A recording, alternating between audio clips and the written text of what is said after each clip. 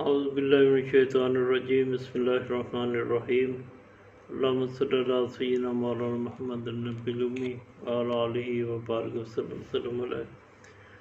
ہم اپنے اس پروگراموں میں ایسے قصے بھی بیان کرتے ہیں جو نصیحت آموز ہوتے ہیں اور جن سے ایمان کی تازگی بھی ہوتی ہے، اور اس سے ہماری اپنی تربیت بھی ہوتی ہے کہ کیسے کیسے لوگ ہیں جو اللہ سبحانہ وتعالیٰ کے اس کے اوپر حکم کے اوپر راضی ہیں۔ یہ ایک بنی اسرائیل کے یعنی ایک عبادت گزار کا قصہ ہے جو بہت بڑا عبادت گزار تھا۔ حضرت یونس علیہ السلام نے حضرت جبرائیل علیہ السلام سے فرمایا، میں روئے زمین کے سب سے بڑے عابد یعنی عبادت گزار کو دیکھنا چاہتا ہوں۔ حضرت جبرائیل علیہ السلام نے آپ علیہ السلام کو ایک ایسے شخص کے پاس لے گئے جس کے ہاتھ پاؤں جذام کی وجہ سے گل کٹ کر جدا ہو چکے تھے، اور وہ زبان سے کہہ رہا تھا، یا اللہ عز و جل، تو نے جب تک چاہا ان اعضاء سے مجھے فائدہ بخشا اور جب چاہا لے لیا، اور میری امید صرف اپنی ذات میں باقی رکھی۔ اے میرے پیدا کرنے والے، میرا تو مقصود بس تو ہی ہے۔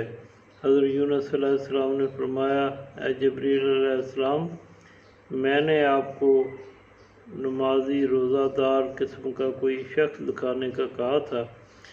حضرت جبریل علیہ السلام نے جواب دیا، اس مصیبت میں مبتلا ہونے سے قبل یہ ایسا ہی تھا جیسا آپ کہہ رہے ہیں۔ اب مجھے حکم ملا ہے کہ اس کی آنکھیں بھی لے لوں۔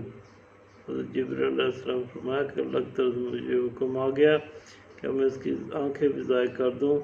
چنانچہ حضرت جبریل علیہ السلام نے اشارہ کیا اور اس کی آنکھیں نکل پڑیں، مگر عابد نے اپنی زبان سے وہی بات کہی، یا اللہ عز و جل، جب تک تو نے چاہا ان آنکھوں سے مجھے فائدہ بخشا اور جب چاہا انہیں واپس لے لیا۔ اے خالق عز و جل، میری امیدگاہ صرف اپنی ذات کو رکھا، تو نے میری امیدگاہ کو صرف اپنی ذات کو رکھا، میرا تو مقصود بس تو ہی ہے۔ حضرت جبرائیل علیہ السلام نے عابد سے فرمایا، آؤ ہم اور تم باہم مل کر دعا کریں کہ اللہ سبحانہ وتعالیٰ تم کو پھر آنکھیں اور ہاتھ پاؤں لوٹا دے اور تو پہلے ہی کی طرح عبادت کرنے لگ جائے۔ عابد نے کہا، ہرگز نہیں۔ حضرت جبرائیل علیہ السلام فرمایا، آخر کیوں نہیں؟ عابد نے جواب دیا، میرے رب عز و جل کی رضا اسی میں ہے، پھر میں کیوں اس کی رضا کے خلاف عمل کروں۔ سبحان اللہ، کتنی بڑی بات ہے اللہ سبحانہ تعالیٰ کے رضا پہ راضی رہنا۔ اللہ تعالیٰ ہمیں بھی اپنے دکھ و تکلیفوں میں پریشانیاں ہوتی چھوٹی چھوٹی آئے بائے اللہ کرتے ہیں، صبر کا دامن ہاتھ سے نہیں چھوڑنا چاہیے۔ اللہ سبحانہ کہتا ہے کہ میں صبر والوں کے ساتھ ہوں۔ ہاں جی، تو جس کو اللہ سبحانہ تعالیٰ کا ساتھ مل جائے اسے پھر کیا اس زمانے میں اور کیا چاہیے، اس سے بڑا ساتھی کیا ہو سکتا ہے۔ لیکن شرط یہ ہے کہ اپنے معاملات میں بھی صبر کرنے والا۔ اس میں نے ایک حدیث پاک پہلے بیان کی کہ جو اپنی دکھ و تکلیف جو اس کے اوپر پریشانیاں ہیں وہ لوگوں سے چھپائے گا، کسی کو نہیں بتائے گا، تو اللہ سبحانہ تعالیٰ اسے قیامت والے دن اس کی بخشش فرما دے گا۔ اللہ تعالیٰ ہمیں اپنے معاملات میں بہت زیادہ صبر و شکر کرنے والا بنائے۔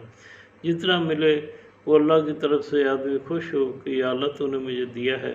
ایسے بھی لوگ ہوں گے جن کو اتنا بھی نہیں دیا، مجھے صحت تندرستی دی ہے، مجھے اگر کسی چیز میں کمی ہے تو دوسری چیزیں میرے ساتھ سلامت ہیں۔ ایسے بھی لوگ ہوں گے جن کے ساتھ یہ بھی نہ ہو۔